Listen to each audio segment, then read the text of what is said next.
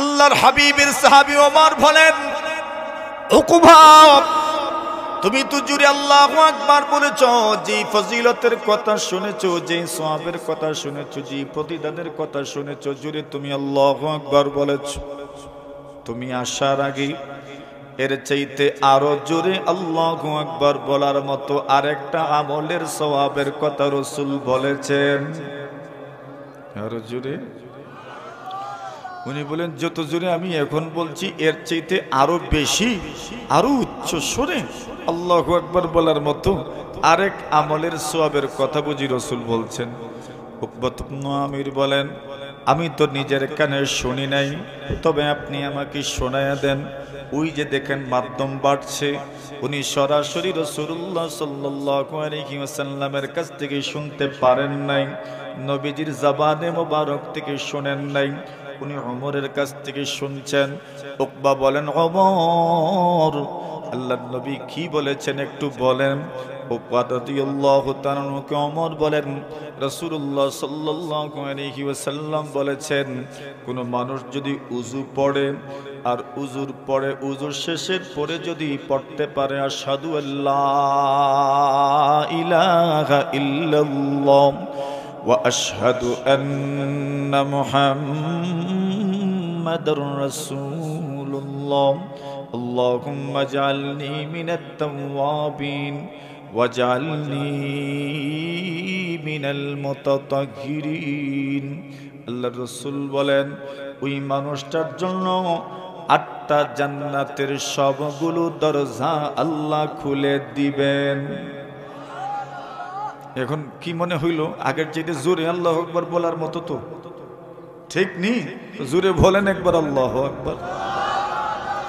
আচ্ছা, তো দেখা গেল যে আল্লাহর রাসূল সাল্লাল্লাহু আলাইহি ওয়াসাল্লামের সাহাবায়ে কেরাম ইলমের মজলিসে এমন ভাবে বসে থাকতেন যেন আল্লাহর রাসূল সাল্লাল্লাহু আলাইহি ওয়াসাল্লামের কোন কথা কখন ছুটে যাবে যদি আমি চলে যাই। আবু হুরায়রা রাদিয়াল্লাহু তাআলা আনহু বলেন, এই জন্যই তো আমি সব সময় পড়ে থাকতাম রাসূলুল্লাহ সাল্লাল্লাহু আলাইহি ওয়াসাল্লামের মজলিসের মধ্যে পেটে খিদা লাগতো আমার, এরপরে পড়ে থাকতাম, পেটে খিদা লাগতো, এরপরে পড়ে থাকতাম, পেটে খিদা লাগতো, এরপরেও বসে থাকতাম। মানুষজন আমার সমালোচনা করে, আকসারা আবু হুরায়রা এত বেশি বেশি হাদিস বর্ণনা করে কেমনে করে, আমাদের তো বুঝে আসে না। আবু হুরায়রা বলেন, আমি কেন করি জানুনি? আপনারা যেখানে থাকেন না আমি সেখানেও থাকি, আপনারা যা মুখস্থ করতে পারেন না আমি তাও মুখস্থ করতে পারি। আমি তো থাকি, তো আমি সব সময় রাসূলের খেদমতে উপস্থিত থাকি, কেন আমি এখানে থাকি? আল্লাহর নবী সাল্লাল্লাহু আলাইহি ওয়াসাল্লামের সাহাবী আবু হুরায়রা রাদিয়াল্লাহু তাআলা আনহু বলেন, এক দলের নাম আনসার আর এক দলের নাম মুহাজির। যারা মক্কা থেকে হিজরত করে ঘর বাড়ি ছেড়ে আসলেন তাদেরকে মুহাজির বলে। যারা আনসার, যারা মুহাজিরদেরকে বসার জায়গা দিলেন, থাকার জায়গা দিলেন, স্ত্রী তালাক দিয়া অন্যজনকে বিয়ের সুযোগ করে দিলেন, খেজুর গাছগুলো তাদের জন্য আলাদা করে নির্ধারণ করে দিলেন, ওই খেজুর গাছ আপনার, আপনি এখান থেকে খেজুর খাবেন, ওই গাছটা আপনার, ওইখান থেকে আপনি খেজুর খাবেন।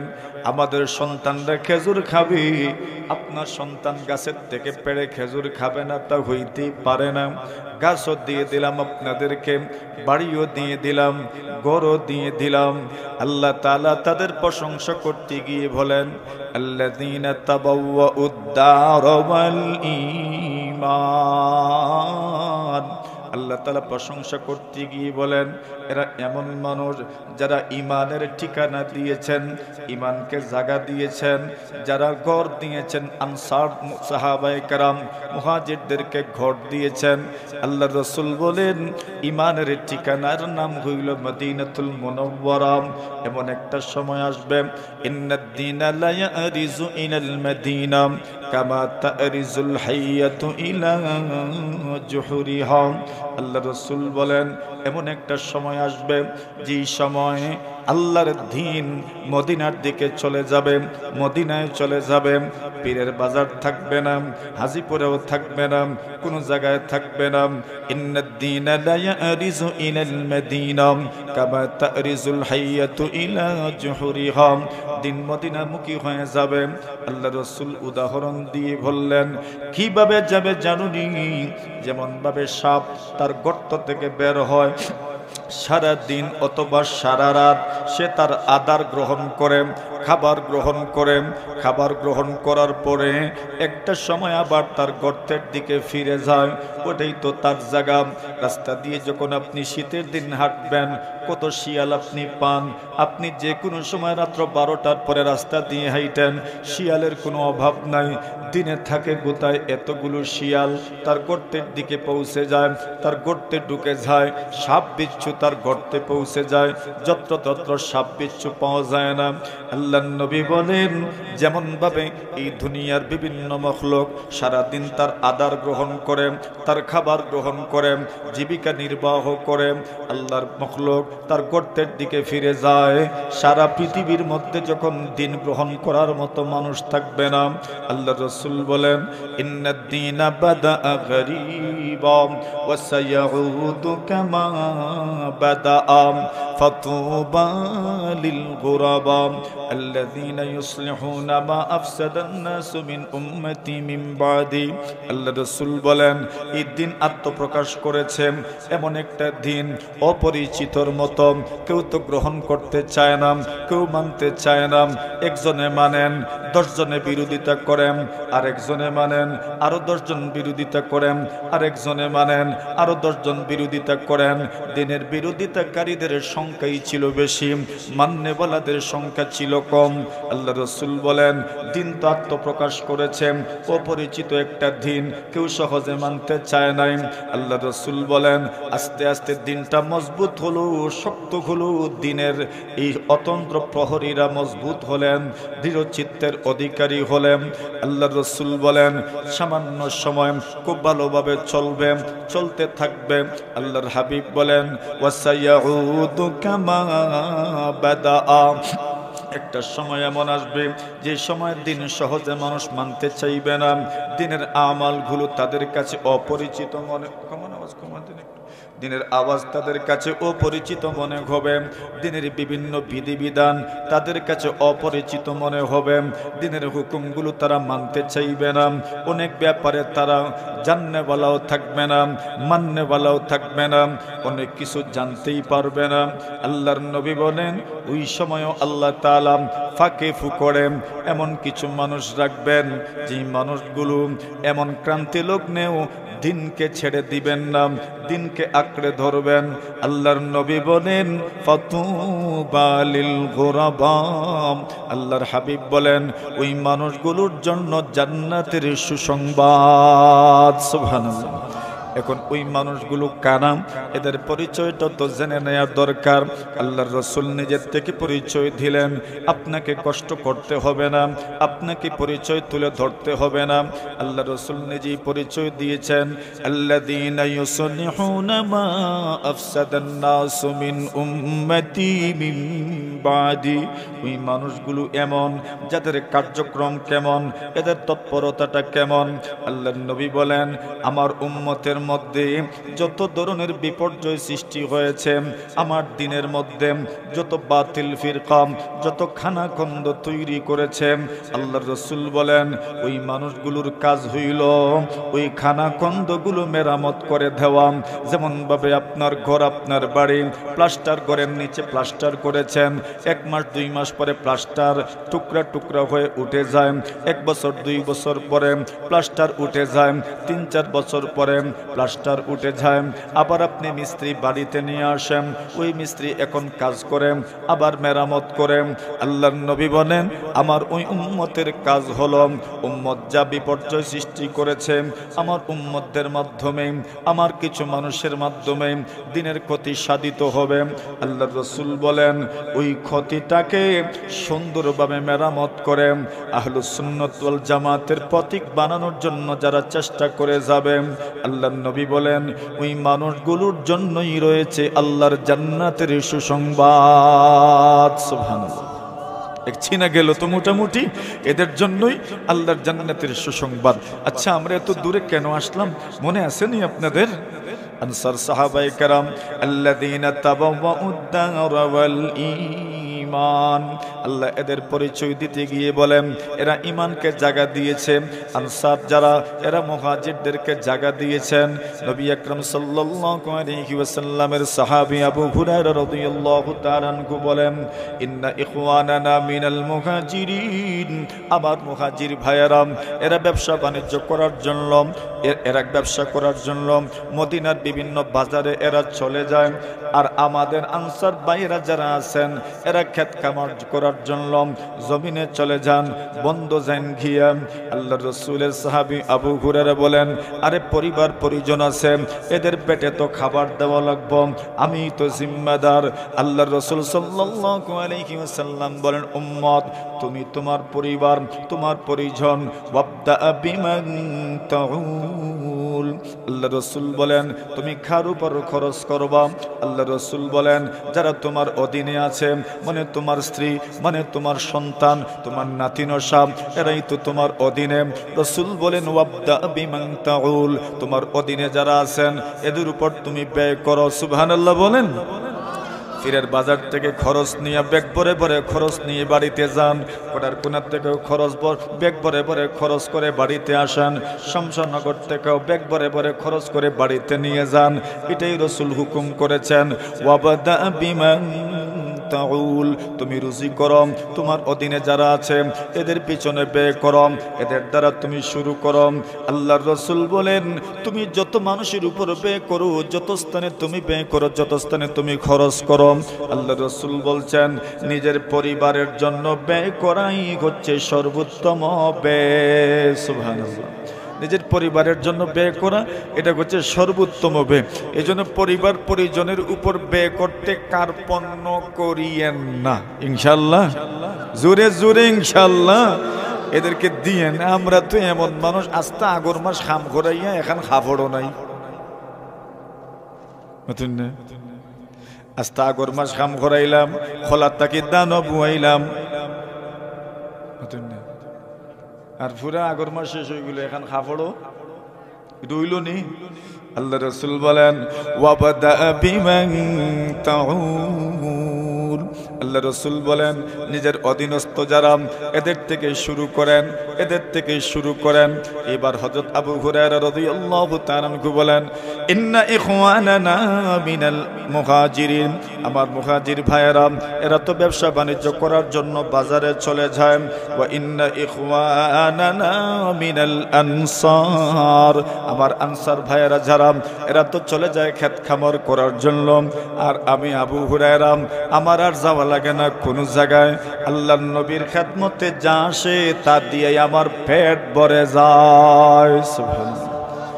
এখানে যা আসে এটাই আমার জন্য যথেষ্ট, আর লাগে না আমার। তো আমার তো বাজারেও যাওয়া লাগে না, ব্যবসা করার জন্য যাওয়া লাগে না, খেতেও যাওয়া লাগে না। সুতরাং এরা যেখানে উপস্থিত থাকতে পারেন না আমি সেখানেও উপস্থিত থাকতে পারি। সুবহানাল্লাহ। বাস আমি পড়েই থাকি। আর পেটে যদি বেশি খিদে লাগতো তাহলে আর আমি তো এখানে থাকতাম না, আমি চলে যেতাম। আচ্ছা দেখি না কোনো হালতে কারো বাড়িতে ঢুকা যায় কিনা। সুবহানাল্লাহ বলেন। আরে এটার হুকুম আছে, বিধান আছে। আবু হুরায়রা রাদিয়াল্লাহু তাআলা আনহু বলেন একদিন পেটে আমার বড় খিদা লাগছে, আমি যাইতে যাইতে চিন্তা করলাম কই যাব কই যাব কই যাব। সকলের অবস্থাই তো মোটামুটি জানা আছে, আমার অবস্থা তো তেমন ভালো না। আল্লাহর নবীর সাহাবী আবু হুরায়রা বলেন আমি চলে গেলাম একটা চৌরাস্তায়। কেন গেলাম ওই জায়গায়? চতুর্দিক থেকে লোকজন আসবে, যে কোনো একজনের সঙ্গে সাক্ষাৎ হয়ে যাবে, বলা যায় না আমাকে বাড়িতে তো নিয়েও যেতে পারে। সুবহানাল্লাহ। বলেন আমি তো গেলাম ঠিকই, বড় আশা নিয়ে গেছিলাম। যাওয়ার পরে আবু বকর সিদ্দিক, উমর, কত মানুষ আসলেন, সালাম কালামও করলাম, কথাও বললাম, কিন্তু কেউ আর আমাকে বাড়িতে দাওয়াত দিলেন না। সুবহানাল্লাহ। আবু হুরায়রা বলেন নিরাশ তো আর হওয়া যাবে না, রিজেক আছে না নাই? হুজুরে বলেন রিজেক আসেনি। কোন জায়গায় আছে কেউ জানে না, কোন জায়গায় আছে কেউ জানে না, কার করে আছে কেউই জানে না।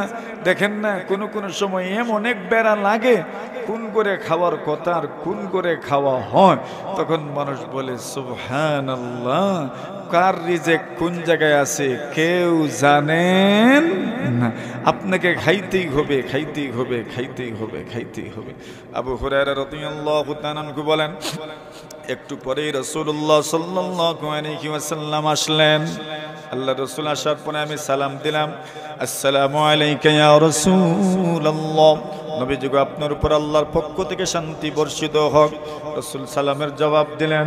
আবু হুরায়রা বলেন ইয়া রাসূলুল্লাহ, একটা মাসআলা জানার ছিল। আল্লাহ রাসূল বলেন আওয়াজ তোমার এত প্রকম্পিত, এমন ভাবে তুমি কাঁপছো, মনে হচ্ছে পেটে তোমার খিদা আছে। সুবহানাল্লাহ বলেন। এখন তুমি মাসআলা জিজ্ঞাসা করবা, দরকার নেই এখন মাসআলা। এজন্য থানবী রাহমাতুল্লাহি আলাইহি বলেন খাবারের সময় মাসআলা মাসাইল জিজ্ঞাসা না করাই ভালো। সুবহানাল্লাহ বলেন। আর না হয় খাবারের বুঝি মজা নষ্ট হয়ে যায়। কথা তো ঠিকই, খাইতে বসছেন এখন আর মাসআলা জিজ্ঞাসা করিয়েন না, নতুবা খাবারের যে একটা মজা আছে না ওইটা নষ্ট হয়ে যাবে। তো খাবারটাও গুরুত্বপূর্ণ একটা বিষয়। এজন্যই তো রাসূল আকরাম সাল্লাল্লাহু আলাইহি ওয়াসাল্লাম বলছেন যদি পেটে বড় খিদা লাগে আর নামাজ যদি একদম নিকটবর্তী হয়ে যায় তাহলে আগে খানা খেয়ে নাও, এরপরে নামাজ পড়ে নিও। সুবহানাল্লাহ। হুজুরে বলেন ইদা হাদারাতিল আশা, যখন খাবার সামনে হাজির হয়ে যাবে তখন খাবার শুরুই করো। পেটে খিদা আছে, এখন যদি খান না, এখন আচ্ছা পরে খাই মনে, তো আস্তা নমাজ খানি হইব, আস্তা নামাজ কি তৈব খানি হইব। সারা নামাজের ভিতরে খানা তো আগে দেখছো নি মোটামুটি গ্রান টানো নাকে লাগছে, এখন পুরো নামাজের ভিতরে খালি জল্পনার কল্পনা, ইস কেমনে নামাজ শেষ করতাম আর কেমনে খাইতাম। এই জন্য বলছেন আগে খানা শুরু করো। কেন খানা যদি শুরু করো, নামাজ তো সামনে আছে, তখন তোমার পুরা খানাটা নামাজ হয়ে যাবে। সুবহানাল্লাহ বলেন। কেন খাইতে খাইতে চিন্তা করবেন নামাজ রইছে, নামাজ রইছে, নামাজ রইছে, নামাজ রইছে, নামাজ রইছে। আর যদি ওই সময় নামাজে চলে যান তখন মনে আসবে ইস খাবার রইছে, খাবার রইছে, খাবার রইছে। তো বলছেন না, নামাজকে খানি বানাইও না, খানিকে নামাজ বানাইয়া দাও। সুবহানাল্লাহ। নামাজকে খানি বানাও, নামাজকে খানি বানাও। আচ্ছা হযরত আবু হুরায়রা রাদিয়াল্লাহু তাআলা আনহু বলেন আপনার কাছে মাসআলা জানতে চাই। রাসূল বলেন তোমার আওয়াজে তো বোঝা যায় পেটে তোমার খিদা আছে, চলো আগে চলো আমার বাড়িতে তোমার দাওয়াত। সুবহানাল্লাহ। আরো জোরে, আরো জোরে। নবীর ঘরে দাওয়াত। বাবা কত বড় দাওয়াত, কত বড় আয়োজন দেখছেন। নবীর ঘরে দাওয়াত। রাসূল আকরাম সাল্লাল্লাহু আলাইহি ওয়াসাল্লাম বলেন লা তুসাহিব ইল্লা মুমিনা ওয়া লা ইয়াকুল তাআমাকা ইল্লা তাকিয়ুন। আল্লাহ রাসূল বলেন বন্ধু বানাইলে মুমিনকেও বন্ধু বানাও, ওয়া লা ইয়াকুল তাআমাকা ইল্লা তাকিয়ুন। প্রিয় মানুষ, মুত্তাকি মানুষ, পরহেজগার মানুষ, এরাই যেন তোমার ঘরে খাবার খায়। সুবহানাল্লাহ। আগের যুগের মহিলারা তো আপনার হুজুররা না খাওয়াইলে নতুন দানর ভাত খাইতেই না। মাতুন না আপনারা ফয়লে দাওয়াত কার জুরে কোন হুজুরের দাওয়াত। আর গরুর বড় মুরগা যেটা ওইটা আগে ফালিয়ে রাখতে বলে আগর মাসের ধান কাটমু, আর ধান কাটিয়া আমি এগুলা, আর আগর মাসের ধান তো ফয়লা খাটাতেও খাওয়া যায়। আউশের দান আচ্ছা 1 মাস 2 মাস গেলে পরে ঠিক আছে, আর অগ্রহায়ণ মাসের দান মাশাআল্লাহ এটা প্রথম দিনই খাওয়া যায়, কোনো অসুবিধা নেই। ঠিক আছে নি?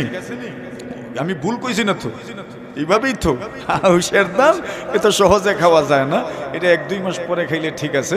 আর আগর মাসের দান এটা মাশাআল্লাহ 1-2 দিন পরেই খাওয়া যায়। তো উনারা রেডি রাখতেন, বড় একটা মুরগা জবাই করবেন আর এরপরে দাওয়াত করবেন হুজুরের। এখন এই দাওয়াত রাসূলের যুগেও ছিল। আনাস রাদিয়াল্লাহু তাআলা আনহু বলেন আন্না জাদ্দাতাহু মুলাইকাতা দাআত রাসূলুল্লাহি সাল্লাল্লাহু আলাইহি ওয়াসাল্লাম লিতাআমিন সানাতুহু। আনাস বলেন আমার দাদি একদিন রাসূলদের দাওয়াত করছেন বাড়িতে। সুবহানাল্লাহ। কে দাওয়াত করছেন? দাদিয়ে দাওয়াত করছেন। আল্লাহর রাসূলের সাহাবী আনাস ইবনে মালিক বলেন আমি তো নবীজির খাদিম, তো আমি তো খাদিম, এই একটা সম্পর্ক আছে। আর দাদিয়ে রাসূলের দাওয়াত করছেন, আনাস তোমরা রাসূলরে কইও, রাসূলুল্লাহ সাল্লাল্লাহু আলাইহি ওয়াসাল্লাম রে কইও বাড়িতে আইতা। বলে কিতা করছো? বলে এক নতুন খাবার পাক করছি। সুবহানাল্লাহ। রাসূলুল্লাহ সাল্লাল্লাহু আলাইহি ওয়াসাল্লাম বাড়িতে গেছেন, যাওয়ার পরে খাবার খাইছেন। বলেন বাড়িতে তো আসলাম, এখন বরকতের জন্য তো কিছু করা দরকার। আনাসকে বলেন আনাস তোমাদের ঘরে আমি নামাজ পড়বো বরকতের জন্য। সুবহানাল্লাহ। কি পড়বো? নামাজ পড়বো বরকতের জন্য। এখন নামাজ পড়বেন তো ছাটির দরকার, তো মাতুন না কিটা দরকার?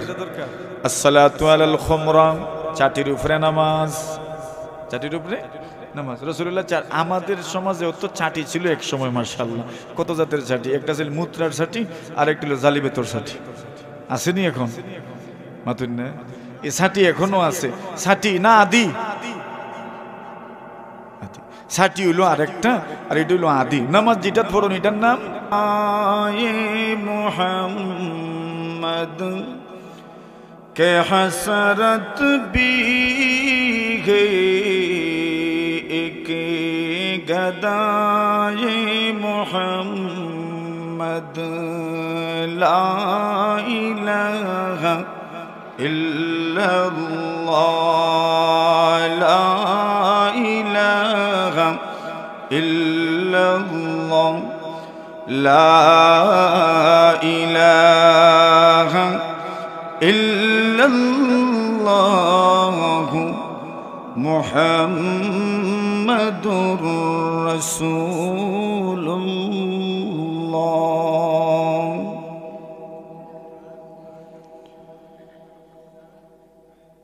হযরত শেখ হাবিবুর রহমান পীরের ভাজারি রাহিমাহুল্লাহ তাআলা প্রতিষ্ঠিত জামিয়া মুহসিনিয়া ইসলামিয়া পীরের ভাজার এর বার্ষিক ওয়াজ মাহফিলের সম্মানিত সভাপতি মুআজ্জাজ মুকাররম হযরত উলামায়ে কেরাম, মুরব্বিয়ান, সাহেবান, যুবক ভাইরা, পর্দার আড়ালে অবস্থানরত অত্যন্ত শ্রদ্ধেয় সম্মানিতা মা ও বোনেরা, আল্লাহ পাক রব্বুল আলামিনের অসংখ্য অগণিত শুকরিয়া আদায় করছি, যিনি মহতি মাহফিলে আমাদেরকে শত ব্যস্ততা থেকে মুক্ত করে, ফারিক করে আমাদের প্রিয় প্রতিষ্ঠানের বার্ষিক মাহফিলের এই শুভ লগ্নে রহমতি বরকতি শামিয়ানার নিচে আমাদেরকে বসার তৌফিক দান করেছেন। এজন্য আমরা সকলেই জবান খুলে মহব্বতের সাথে কালিমাতুশ শুকুর আমরা পাঠ করছি, আলহামদুলিল্লাহ। আল্লাহ তাআলার হাজারো দয়া ও মেহেরবানি যে এক ইলমের ফুল বাগানে আমরা বসতে পেরেছি। এভাবে আমাদের তো বসার সুযোগ হয় না। দুনিয়াবি ঝামেলা ব্যস্ততা আমাদেরকে ইলমের মজলিস থেকে অনেক দূরে রাখে, ইলমের মাহফিল থেকে আমাদেরকে অনেক দূরে নিয়ে যায়। দুনিয়াবি ব্যস্ততা আছে, আর এটা থাকাই তো স্বাভাবিক। তবে ওই শৈশবকালের ছোট সময়ের মক্তবের মতো যখন বসা যায় তখন আলাদা এক আনন্দ লাগে, ঠিক নেই? মাথুন না? আমারও লাগে, আমিও মাঝে মাঝে বসি আপনাদের মতো। ওই বসার মধ্যে এক মহব্বত আছে, এক ভালো লাগা আছে, এক ভালোবাসা আছে। আমাদের বুজুর্গানে দিন এই রেওয়াজ, এই সিস্টেম জারি করে গেছেন মানুষের জীবন পরিবর্তনের এক মাধ্যম এটা, মানুষের গুনাহ মাফির একটা বড় মাধ্যম, যেখানে আসলে পরে আল্লাহ তাআলার পক্ষ থেকে গুনাহ মাফির ওয়াদা দেওয়া হয়েছে। সুবহানাল্লাহ বলে এই কথাটা মুঠা দাগের কোনো কথা না যে জমা খরচ নাই, বরং এই কথা রাসূল আকরাম সাল্লাল্লাহু আলাইহি ওয়াসাল্লামের জবান হয়েছে। মাজলিসু ফিকহিন খায়রুম মিন ইবাদাতি 60 সানা। ইলমের কোন মজলিসে কিছু সময় বসতে পারা একাধারে 60 বছর নফল ইবাদতের চেয়েও উত্তম। ইলমের মজলিসে বসতে পারা, জ্ঞানের মজলিসে বসতে পারা কত দাম বলে 60 বছরের নফল ইবাদতের চাইতেও আরো বেশি। আমাদের অনেকেরই হায়াতের দৌড়ি তো 60 না, আরো কম, কিন্তু ওই ভাগ্যবান বড় ইখলাসের সাথে, বড় একনিষ্ঠতার সাথে ইলমের মজলিসে বসলো, জানার জন্য বসলো, তার এই বসাটা আল্লাহর কাছে এত দামি, এত প্রিয়, 60 বছরের নফল ইবাদতের চাইতে উত্তম। তবে মনে রাখা দরকার, যত আমলের সওয়াবে তুলনা করা হয়, এখানে সব সওয়াব এক ধরনের না। প্রায় আমলের 2 ধরনের নেকি আছে, সওয়াব আছে, প্রতিদান আছে। একটা হলো মূল সওয়াব, আর একটা হলো বোনাস। বোনাস আছে না নাই? বোনাস একটা মূল সওয়াব, একটা বোনাস। আল্লাহ রাসূল বলছেন, উমরাতুন ফি রমাদান কাহাজ্জাতিন। রমজান মাসে উমরা করলে হজের সমান। জোরে, রমজান মাসে উমরা করলে হজের সমান সব। তো মানে কি আর হজ লাগবে না? হজ তো লাগবে। এর মানে হলো রমজান মাসের উমরার মূল সওয়াব হজের বোনাস সওয়াবের সমান, নতুবা হজের মূল সওয়াব তো কত গুণ বেশি, হিসাব নেই। আল্লাহ রাসূল বলেন, কোন মানুষ যদি 3 বার সূরা ইখলাস তেলাওয়াত করেন, কোরআনে মাজিদ 1 বার খতম করার সওয়াব। এর মানে কি আর আমরা খতম করতাম না?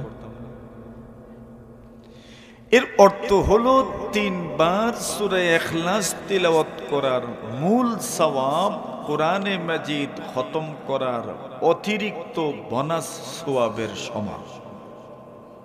বাকি কোরআনে মাজিদের পুরা কোরআন খতম করার মূল সওয়াব, মূল নেকি, মূল প্রতিদান সূরা ইখলাস 3 বার তেলাওয়াত করার চাইতে কোটি গুণ বেশি।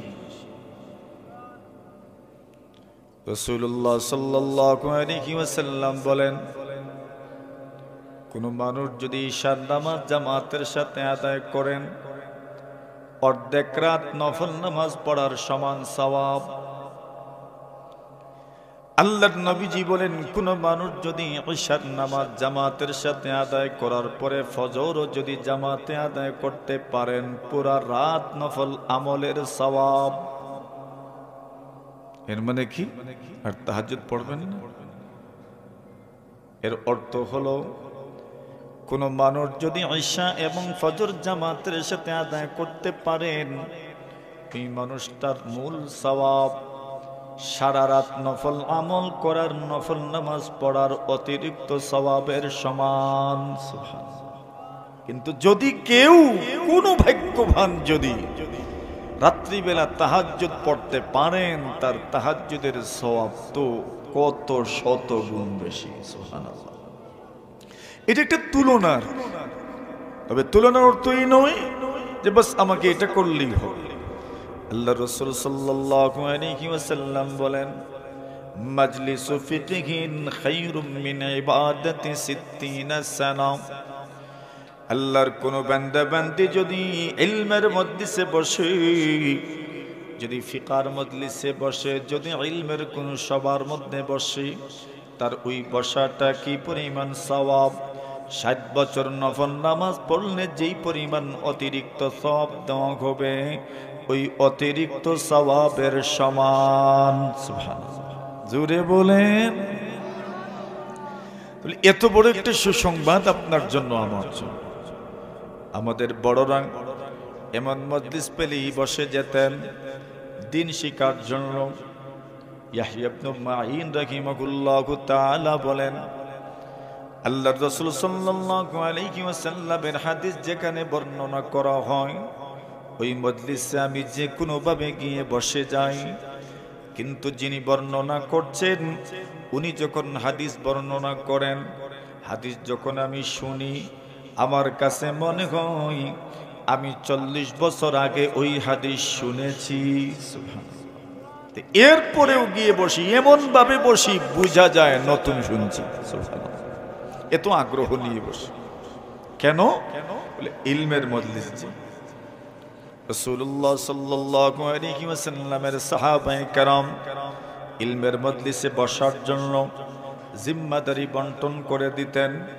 সকলের উট ছিল, দুম্বা ছিল, ঘাস খাওয়ানোর জন্য নিয়ে যাওয়া লাগতো। সবাই যদি একদিনে চলে যান, তবে জীবিকা নির্বাহ করবেন কেমনে? এই জন্য নির্ধারণ করে দিলেন, আজকে আপনি যাবেন, কালকে আমি যাব, পরশুদিন অমুক যাবেন, এরপরের দিন অমুক যাবেন। আল্লাহ রাসূল সাল্লাল্লাহু আলাইহি ওয়াসাল্লামের সাহাবায়ে কেরাম এইভাবে পালাক্রমে নিজের গরু ছাগল, নিজের দুম্বা উট নিয়ে মাঠে যেতেন। কোনোদিন একজন, কোনোদিন আরেকজন, কোনোদিন আরেকজন। উকবাত ইবনে আমির রাদিয়াল্লাহু তাআলা আনহু বলেন, একদিন আমার জিম্মাদারি ছিল ওমর রাসূল সাল্লাল্লাহু আলাইহি ওয়াসাল্লামের মজলিসের মধ্যে বসা। আমি চলে গেলাম উট নিয়ে মাঠে, ঘাস খাওয়াবো। আজকে জিম্মাদারি আমার। ওমর রাসূল সাল্লাল্লাহু আলাইহি ওয়াসাল্লামের কাছে বসবেন, যা শুনবেন, যা শিখবেন, আমি আসার পরে উনি আমাকে বলবেন, আমি শিখে নিব ওমরের কাছ থেকে। আল্লাহর নবীর সাহাবী বলেন, আজকে আমার ভাগ্য বড় ভালো ছিল, আমি খুব ভালো ঘাস পেয়ে গেলাম, ভালো গাছের পাতা পেয়ে গেলাম। কম সময়ের ভিতরেই আমার উট ছাগলের পেট ভরে গেছে। সুবহানাল্লাহ, মানে আমি আজকে আগে পেট ভরে ফেলছি।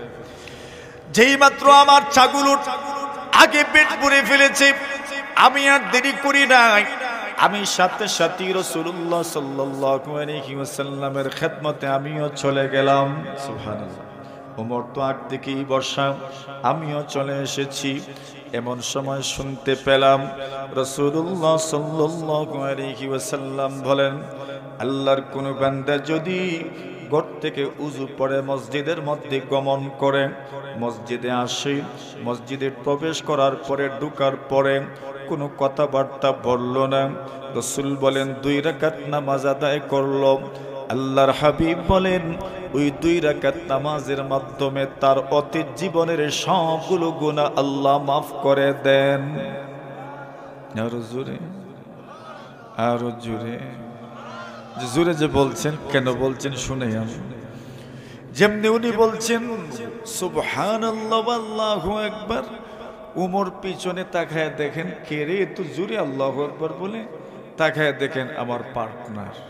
সুবহানাল্লাহ, পার্টনার কি বুঝছেননি? আরে সে তো আজকে উট ছাগল নিয়ে মাঠে থাকার কথা, এখানে যে আসছে। ওমর রাদিয়াল্লাহু তাআলা আনহু জিজ্ঞাসাই করলেন না, এখানে কেন? উট কোথায়? ছাগল কোথায়? আর বাকিটার নাম হইল ষাটি, একটার নাম হইল শ্বাস, একটার নাম হইল ষাটি, একটার নাম হইল আদি আদি আগে লটকায় রাখতো উফরে দিয়া, এখন আর এগুলো নাই, বাঁশের বেদ দিয়ে অথবা নাই তা আদি। তো আদির মধ্যে নামাজ পড়ার এটা একটা মজা আসিল না, এটা একটা মজা আসিল, এটা একটা স্বাদ আসিল, মাসাল্লাহ উপরে লটকায় রাখতেন। এই নামাজের আদি আনো, নামাজের আনাস রাদিয়াল্লাহু তাআলা বলেন আমাদের ঘরে একটা আদি ছিল, এটা ব্যবহার করতে করতে করতে করতে করতে করতে করতে পুরাতন হয়ে গেছে। হয় না, আমাদের ঘরের আদিগুলো তো ওই সময় ব্যবহার করতে করতে করতে কালো হয়ে যেত। তো বলছেন আনাস রাদিয়াল্লাহু তাআলা নবীজি এসেছেন, নবীজি চাটি চাইছেন, ওই চাটির মধ্যে রাসূল সাল্লাল্লাহু আলাইহি ওয়াসাল্লাম নামাজ পড়বেন। এখন ওই চাটিটা কেমনে নিয়ে দেই, যে চাটির মধ্যে দাগ পড়ে গেছে, কালো হয়ে গেছে। আনাস বলেন আমি কি করলাম, ফানাযাহতুহু বিল মা, আমি পানি দ্বারা ধৌত করে ফেললাম। সুবহানাল্লাহ।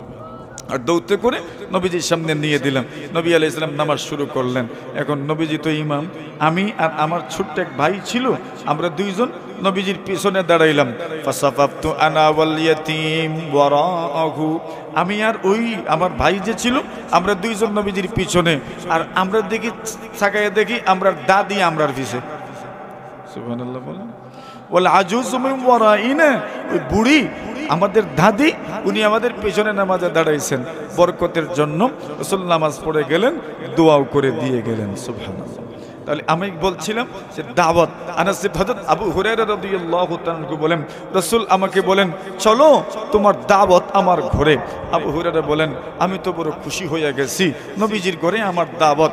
সেখানে যাওয়ার পরে আল্লাহর রাসূল পরিবার পরিজনকে জিজ্ঞাসা করলেন, আরে আমাদের ঘরে কি আছে রে, আমি মেহমান বাড়িতে নিয়ে এসেছি। আল্লাহর রাসূল বলছেন মান কানা ইউমিনু বিল্লাহি ওয়াল ইয়াউমিল আখির ফালইউকরিম দাইফা, কেউ যদি আল্লাহ এবং রাসূলের উপর বিশ্বাস করে, আখিরাত বিশ্বাস করে, সে যেন তার মেহমানের ইজ্জত করে। জোরে বলেন।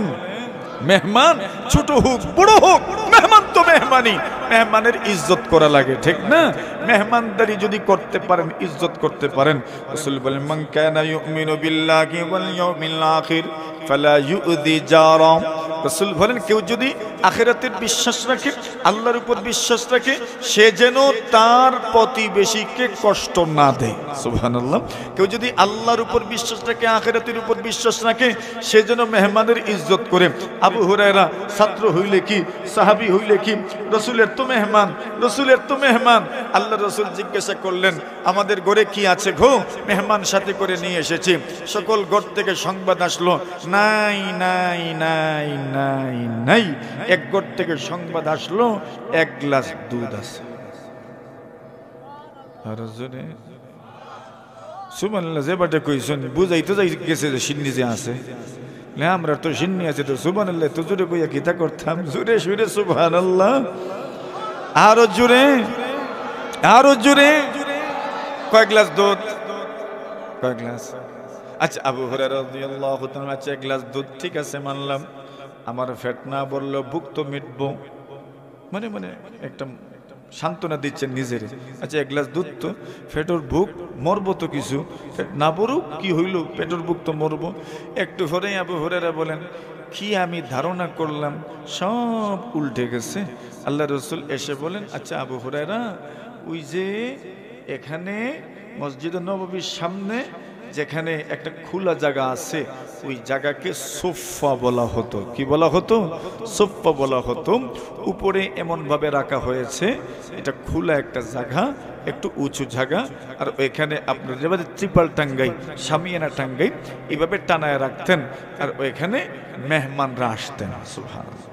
মেহমানরা আসতেন, শুধু মেহমানরা না, অনেক পুরুষেরাও যাদের ঘরে থাকার জায়গা নাই, এরাও ইয়া মসজিদে ঘুমাইতে। জোরে কইতে সুবহানাল্লাহ, আর জোরে। এরা জায়গা নাই গরু ঘুমানির, ঘুমাইতে কই? মসজিদ।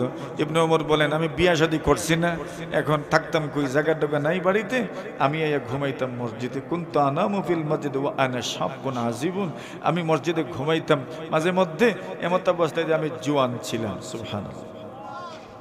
এক মহিলা আম্মা জান আয়েশা সিদ্দিকা রাদিয়াল্লাহু তাআলা বলেন এক মেয়ে, আল্লাহর রাসূল তার জন্য মসজিদে নববীর মধ্যে একটা তাঁবু বানায় রাখছেন।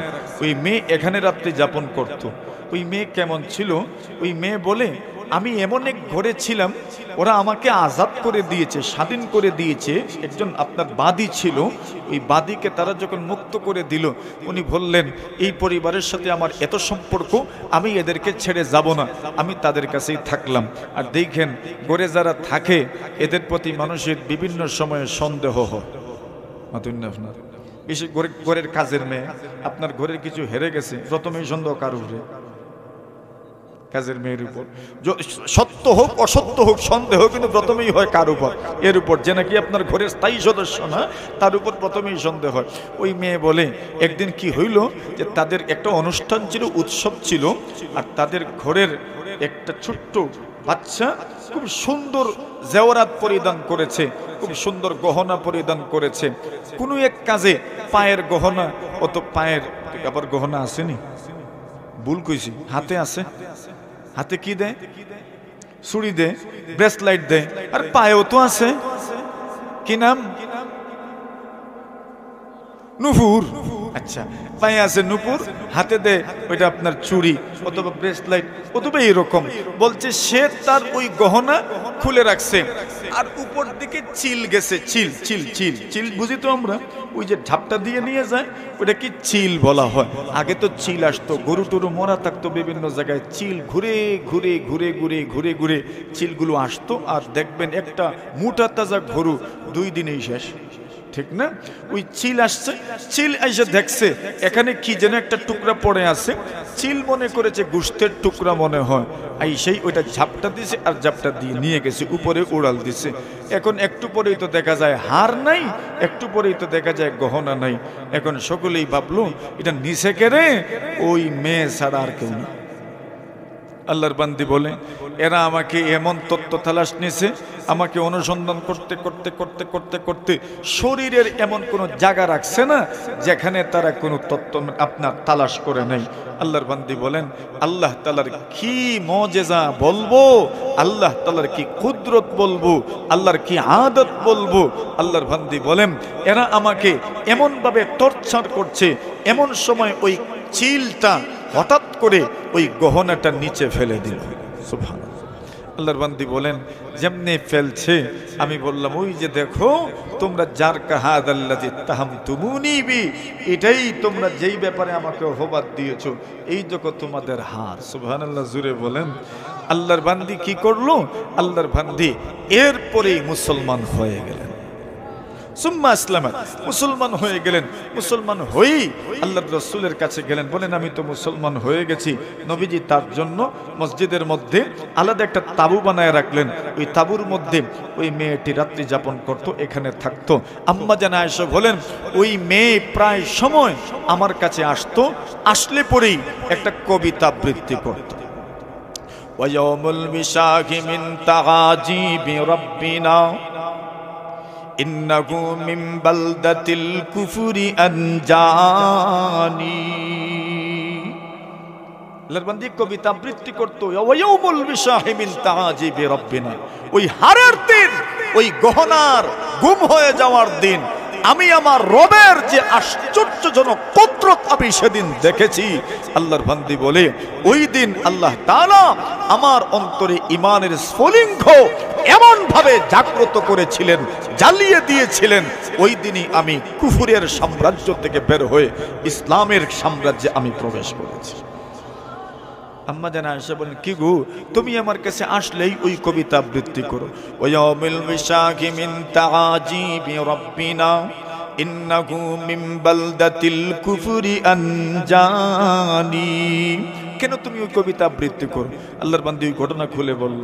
আবু হুরায়রা বলেন রাসূল আমাকে বলেন শোনো, ওইখানে যারা আছে এরাও তো পেটের খিদায় যন্ত্রণায়, এরাও তো কাতর হয়ে আছে। তো তুমি শুধু খাইলে তো হবে না, এদেরকেও তো খাওয়ানোর দরকার। আবু হুরায়রা বলেন তো কিতা করতাম? রাসূল বলেন এরারেও দাওয়াত দিয়া আমার বাড়িতে লইয়া আও। আর জোরে এখন আইটেম কিতা? এক গ্লাস দুধ। আবু হুরায়রা বলেন, কি খোফাল আমার, কি নসিব আমার। মনে মনে ভাবছিলাম, আচ্ছা ফেটর বুক আপনার পেটের ভুক না শেষ হোক, কমপক্ষে ভুক মরবো তো একটু, ফেট না পড়ুক, পেটের ভুক তো একটু মরবো। এখন যে হালত শুরু হয়েছে, এই দুধের কোনো অংশ আমার ফেটের ভিতরে যাওয়ার ওই সম্ভাবনা নেই। আমি গেলাম, গিয়ে দাওয়াত দিয়ে আসলাম। এরা তো দাওয়াত হইয়া কত খুশি, নবীজি দাওয়াত করছেন। নবীর দাওয়াত তো খুশি না হইয়াও তো কোনো উপায় নেই। নবীজি যখন দাওয়াত করেছেন, এরা খুব আগ্রহের সাথে আসলাম। আবু হুরায়রা মনে মনে বলেন, আমার তো জানা আছে আইটেম কিতা, আমি আর এত খুশি হয়েছি না। আবু হুরায়রা বলেন, এরা তো কত আগ্রহের সাথে দাওয়াতে যাচ্ছেন, যে এখানে কি আছে, কি যেন আছে। আবু হুরায়রা বলে, আমি তো জানি এক গ্লাস দুধ যে আছে, আর আমি মনে মনে ভাবছি আসার পরেই তো রসুল আমাকে বলবেন তুমি বন্টন করো। আবু হুরায়রা বলেন, ঠিকই আমার ধারণা মতো আসার পরেই রসুল বলেন, আবু হুরায়রা দুধের গ্লাস হাতে নাও আর তুমি বন্টন করা শুরু করো। আবু হুরায়রা বলেন, এটা তো আমি আগেই ধারণা করছি। আবু হুরায়রা বলেন, আমি শুরু করলাম, বিসমিল্লাহির রহমানির রহিম। আবু হুরায়রা বলেন, মনে মনে তো ছিল একজনে পান করলে পরেই শেষ হয়ে যাবে, কিন্তু দেখি না না, একজনকে পান করাইলাম, তৃতীয় জন, চতুর্থ, পঞ্চম, ষষ্ঠ, সপ্তম, অষ্টম, নবম, দশম, 11, 12, 13, 14, 15, 69। আরো জোরে কতজন? 69 জন। আবু হুরায়রা বলেন, ওই দিন আসহাবে সুফফার সংখ্যা প্রায় প্রায় 70 জন ছিলেন। সুবহানাল্লাহ, প্রায় কতজন? 70 জনের 70 জন, আমি সহ আর কি 69 জনে পান করার পরে আমি দেখি দুধের গ্লাসের ওজন তো আগের মতো। আর জোরে। আবু হুরায়রা বলেন, এবার ভাবলাম, আচ্ছা দুধের গ্লাসের ওজন যে আগের মতো, কি হইল? কেউ কি এটা পুরোটা গ্লাস শেষ করতে পারলো না? আবু হুরায়রাকে রাসূল বলেন, এবার মিয়া সাহেব আপনি পান করেন। আবু হুরায়রা বলেন, আমি পান করলাম, করতে করতে করতে করতে একবারে গলা পর্যন্ত আনছি। কই পর্যন্ত? মানে কইনানি একে খাইতে খাইতে কই পর্যন্ত আনছে? গলা পর্যন্ত আনছে। এক সবে বড় তাইলে আপনারা যে কইন হুজুর হইলে খাইতে খাইতে কই আনেন? বেশি খাইলেও সমস্যা, কম খাইলেও সমস্যা। এখন শুধু হুজুররা না, গ্রামের মুরব্বী যারা আছেন এরাও এক হপ্তাহে 3-4 বার দাওয়াত খাওয়া লাগে। ঠিক না বেটি? একজন ঘুমাইছেন গিয়া, এখন ওনার বাত একবারে গলা পর্যন্ত, মানে ফিফরা ঢুকছে আর দিকে বাত আনে গলার থেকে এই পর্যন্ত। আবু হুরায়রা বলেন, আমি তো খাইতে খাইতে পান করতে করতে করতে একবারে গলা পর্যন্ত আনছি। রাসূল বলেন, আরো পান করো। আমি বললাম, আর কই পান করতাম, আমার তো আর সম্ভব না। রাসূল বলেন, তবে তুমি যাওয়ার সময় কি ধারণা করেছিলে? সুবহানাল্লাহ। উনি বলেন, ইয়া রাসূল, ধারণা যদিও করেছিলাম, মানুষ হিসাবে একটা ধারণা তো এসেছে আমার ঠিক, কিন্তু বিশ্বাস ছিল আপনি তো আল্লাহর রাসূল। সুবহানাল্লাহ, আপনি তো আল্লাহর কি রাসূল। দুধে শট মারবে না, দুধ কম হবে না, এটা আমার বিশ্বাস ছিল। আবু হুরায়রা বলেন, এরপর রাসূল পান করলেন, দুধের গ্লাস থেকে দুধ শেষ হইল। উলামায়ে কেরাম বলেন, রাসূল যদি ওই দিন দুধের গ্লাসের দুধ শেষ না করতেন, কিয়ামত পর্যন্ত এই দুধের গ্লাসের দুধ শেষ হইত না। হযরত হাজেরা ইসমাঈল নবীনা আলাইহিস সালাতু ওয়াস সালাম সাফা মারওয়ার মধ্যখানে যে মানুষ সাই করে পাহাড়ে বুড়ি আঙ্গুল দিয়ে এইভাবে গর্ত করতে করতে করতে করতে জমজম কূপ থেকে পানি বের হওয়া শুরু হয়েছে। সুবহানাল্লাহ। হাজেরা এসে দেখেন, আমি যেই পানির জন্য ঘোরাঘুরি করি, আমার ছেলের বৃদ্ধাঙ্গুলির পাশেই তো দেখা যায় পানির ফুয়ারা বেশি উঠেছে। হযরত হাজেরা কি করলেন? উনি হাউস বানাইলেন। কি বানাইছেন? হাউস। বুঝছেন নি? ওই যে জমিনে আপনারা ওই যে মনে করেন আউশ মাসে আউশ ধান কাটার আগে বিভিন্ন জমিন খালি থাকে, ওইখানে আমরা বান দিয়া হিসি না নি, খাঞ্জা না, খাঞ্জা ছাড়াও জমিন বান দিয়া ছোট ছোট কিতা কই কুনা কুনা হিসা, ওই কুনা যে আমরা হিসি, এইভাবে হযরত হাজেরা আলাইহিস সালাতু ওয়াস সালাম কি করলেন? ওই জমজমের চতুর্দিকে আইল বানলেন, মানে এই হাউজের পানি যেন চতুর্দিকে না যায়। আল্লাহর রাসূল বলতেন, ইয়ারহামুল্লাহু উম্মা ইসমাঈল, আল্লাহ তাআলা ইসমাঈলের মার উপর রহম করুন। ইসমাঈলের মা যদি ওই দিন বান না দিতেন, লাকানাত জামজামু আইনান মাইনা, হযরত রাসূলুল্লাহ বলেন তাহলে জমজম কুয়া থেকে পুরো দুনিয়াতে আল্লাহ পানি প্রবাহিত করে দেন। তো হযরত হাজেরা কি করছেন, হাউস বানায় রাখছেন, ওই আল্লাহ জমজমকে সীমিত করে দিয়েছেন। আচ্ছা ওইটার কি ব্যাখ্যা, ওইদিকে আমরা যাই না। আবু হুরায়রা পানি পান করলেন, দুধ পান করলেন, রাসূল বলেন আরো পান করো। তো কি বোঝা গেল, পেটে খিদা থাকা সত্ত্বেও রাসূলের মজলিস উনি ত্যাগ করতেন না, রাসূলের মজলিসে পড়ে থাকতেন। ফলাফল কি? ফলাফল হইল 23 বছর রাসূলের নবুয়তি জিন্দেগি। আবু বকর সিদ্দিক তো প্রথমেই মুসলমান হয়ে গেছেন, ওমর ইবনুল খাত্তাব সহ বাকিরা তো 40 নম্বর, 41 নম্বর, 42 নম্বর এইভাবে তো মুসলমান হয়ে গেছেন। আর আবু হুরায়রা মুসলমান হইছেন নবীজির ইন্তেকালের মাত্র 4 বছর আগে বা 3 বছর আগে, মানে 19 বছর পরে। সুবহানাল্লাহ, কত বছর পরে? 19 বছর পরে। নবীজির নবুয়তি জিন্দেগির 23 বছরের মধ্য থেকে 19 বছর চলে যাওয়ার পরে উনি মুসলমান হয়েছেন। কিন্তু হাদিস বর্ণনা করেছেন সবার চাইতে বেশি। আর জোরে বলেন, হাদিস বর্ণনা করেছেন সবার চাইতে বেশি। কেন? নবীজির খেদমতে থাকতেন, নবীজির মজলিসে থাকতেন। এই জমানায় এমন মানুষও আমরা খুঁজে পাই জানা, পীরের বাজারি শেখ সাহেব রহমতুল্লাহ আলাইহির অনেক ওয়াজেরা মুখস্থ রাখছেন, ইসমাইলপুরি রহমতুল্লাহ আলাইহির অনেক ওয়াজেরা আমার সাথে অনেকে কথা বলেন ইসমাইলপুরি রহমতুল্লাহ আলাইহি কেমন ছিলেন, ওনার ওয়াজ অনেকে মুখস্থ রাখছে। মুহাদ্দিস সাহেব রহমতুল্লাহ আলাইহির ওয়াজ অনেকে মুখস্থ রাখছে, রাজনগরী রহমতুল্লাহ আলাইহির ওয়াজ অনেকে মুখস্থ রেখেছেন, মাধবপুরী শেখ সাহেব রহমতুল্লাহ আলাইহির ওয়াজ অনেকে মুখস্থ রেখেছেন। আছে না অনেকের মুখস্থ? কিভাবে মুখস্থ হইল? আদমপুরী সাহেব রহমতুল্লাহ আলাইহির অনেক ওয়াজ অনেকের মুখস্থ। আমারও একটা মুখস্থ আছে ওনার। উনি একদিন শবে বরাতের সময় বলছে, ইতিকাফ করার জন্য বলছিলেন, ইতিকাফও আইয়া ঢুকি যাও বলে কিতাল লাগি, শবে বরাত তুমি না পাইলেও শবে বরাতে উষ্টাইয়া যাইব না তোমারে। সবে কদরে তুমি সবে কদর না পাইলেও সবে কদরে তোমারে কিতা করব, উষ্টাইয়া যাইব। এই কথা আমার মনে আছে। তো দেখেন অনেক বুজুর্গদের অনেক কথা অনেকের মুখস্থ আছে, অনেকের জানা আছে। ওইটা কেমনে মুখস্থ থাকে, কেমনে মুখস্থ হইল বলে এই ওয়াজ মাহফিলে যাওয়ার কারণে, ওয়াজ মাহফিলে বসার কারণে আমাদের বুজুর্গরা এই যে রেওয়াজ আর এই যে সংস্কৃতি আমাদের এখানে সৃষ্টি করে গেছেন। এই মজলিসে এই জায়গায় এই দিকে স্টেজ ছিল, ওই দিকে মুখ ছিল। আমরা তখন মক্তব চাহারম বা পাঞ্জমে পড়ি, এরকম গহরপুরে রহমতুল্লাহ আলাইহি এসেছিলেন এই মাদ্রাসা। আমরা তখন ওয়াজ হইছি, মনে আছে নি আপনারা?